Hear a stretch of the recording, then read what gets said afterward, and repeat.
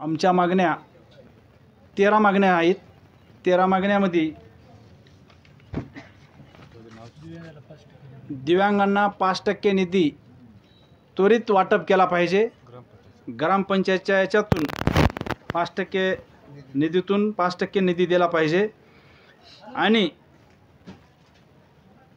दिव्यांगत असलेले घरकुल दिव्यांगांना शासनाकडून देण्यात यावेत आणि त्या घराला 5 ब्रास रेती उपलब्ध करून देण्यात यावी।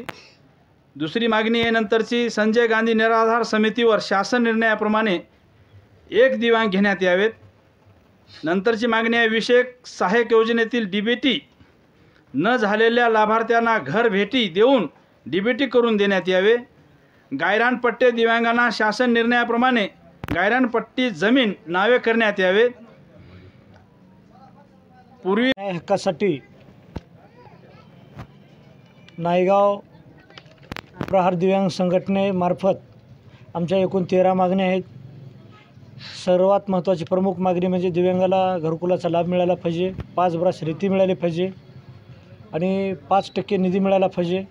नायगाव तहसील येथे एक गाळा मिळाला पाहिजे, नगरपंचायतमार्फत 2 गाळे मिळाले पाहिजे आणि दिव्यांगाला जे जमिनीचं वाटप होते ते लावून मिळालं पाहिजे। सर्वात महत्त्वाच्या प्रमुख मागण्या आहेत। ह्या मागण्या वेळोवेळी आम्ही तहसील येथे आमरण उपोषण, लाक्षणिक उपोषण, सिटी बजाव आंदोलन वेळोवेळी करत आहोत। हे आमच्या प्रमुख मागण्या आहेत।